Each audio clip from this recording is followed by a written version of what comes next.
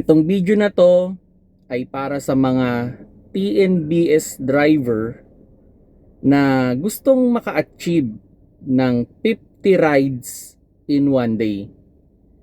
Hello mga paps, I'm Kuya Shane at yun actually kaya ko lang to ginawa tong video na to, meron ako napanood na isang video na nagturo kung paano maka 50 rides. At ang nangyari, parang wala na ako nakitang pahinga doon sa driver, no? So kawawa naman yung gagawa ng 50 rides na yon.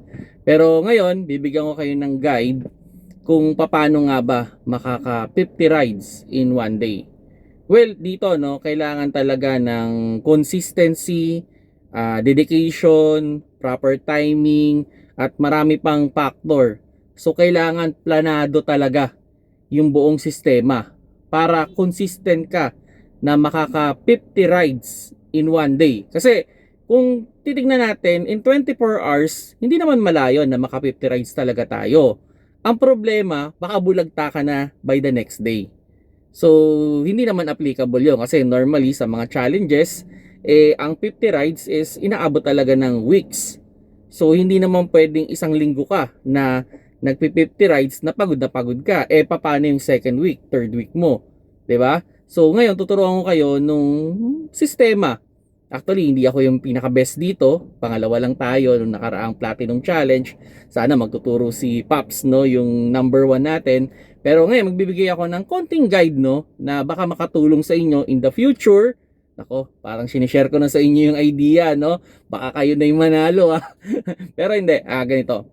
Kasi ganito yan mga Pops, technically, ang pinakamagandang sistema talaga dyan, dapat kada oras, kada isang oras, nakakatatlong ride kayo.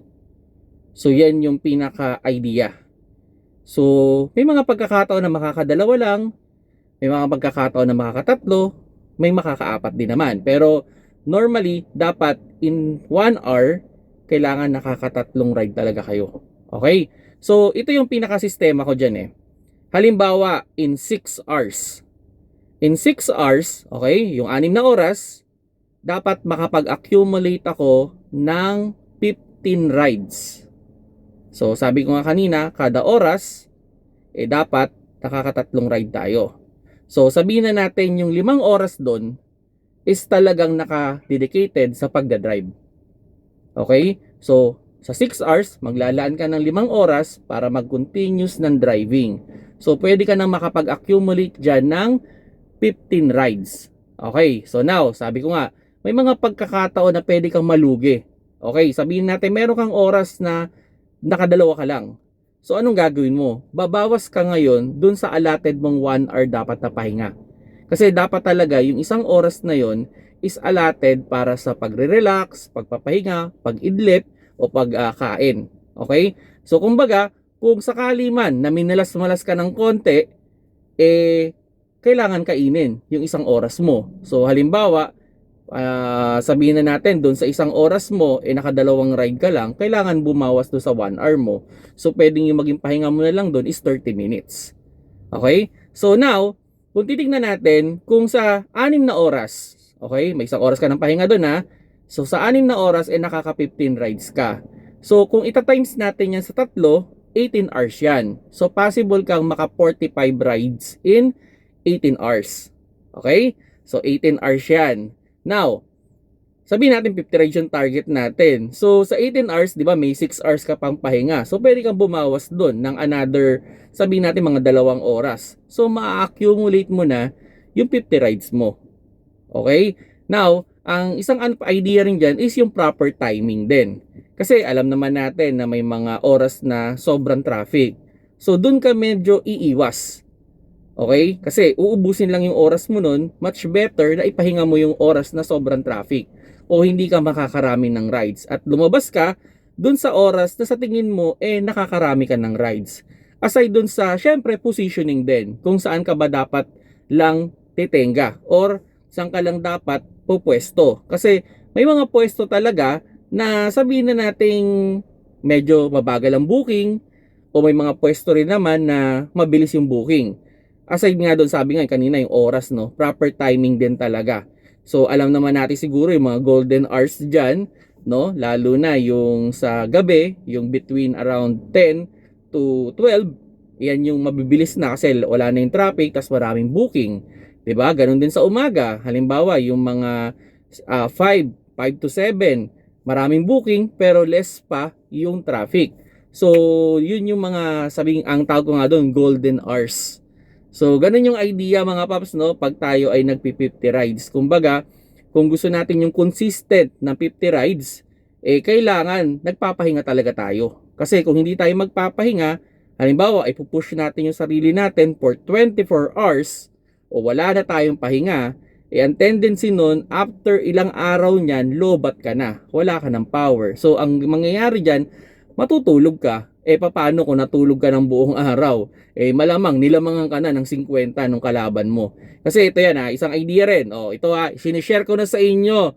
Kasi baka malay natin, magkaroon na naman ng isang challenges na naman na paramihan ng rides, kahit sa ang TNC yan, at least may idea na kayo, no? Ang isa sa pinaka-idea rin dyan, kung sakali man, no, na kayo ay mag-50 rides talaga, no? Kasi kailangan consistency nga. Nabanggit ko nga kanina yung consistency, di ba? So, hindi kasi uubra dito yung sisipag ka ng 4 na araw na tuloy-tuloy, na sabihin natin nakapag-accumulate ka ng 200 rides, okay? Nakapag-accumulate ka ng 200 rides, pero lobat ka after 5 days. Okay? So, kumbaga, nakapag-accumulate ka ng total rides na 200 in 5 days. Kasi pinahinga mo nga isang araw mo Now, paano kung yung kalaban mo, halos nagpo-40 rides lang, pero consistent. Consistent naman siya. So, 40 rides, kung ita-times natin yon sa 5, okay? So, kumbaga, nakaka-200 rides din siya in 5 days. Now, paano kung, paano kung nagpo-45 siya? Di lalamangan ka na lalo nun. Lalamangan ka pa ng mga 40 nun. So, ganun yung pinaka-idea. Kailangan dito, consistency, dedication. Ito pinakamalaking yung kalaban talaga dyan. Hindi naman talaga yung mga kapwa natin driver o yung mga sumasali sa challenges. Ang pinakamalaki nating kalaban dyan ay yung sarili natin. Kasi, normally naman, minsan, pag nakita na natin yung amount, nakita na natin yung number of rides na nakikita na natin yan. Bawa, naka 20 rides na tayo. Pagod na ako. Ayoko na mag-drive. Ganun kasi, nagsha-shutdown yung sarili natin minsan, di ba? Bawa, nakapag-accumulate na tayo ng gantong amount. Ayoko na, pagod na ako. Uwi na tayo. So, yun yung dapat nating i-bypass talaga.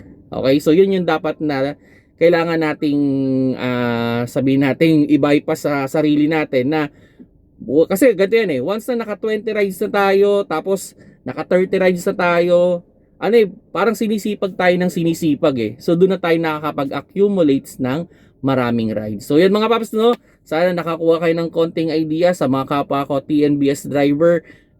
Okay, sabihin na natin, imposible yan. Hindi yan imposible mga paps. Posible yan. Na kailangan lang talaga ng consistency, dedication, at proper timing and yun nga, sistema para makapag-accumulate kayo ng 50 rides in one day. Salamat sa panonood. Keep safe mga paps.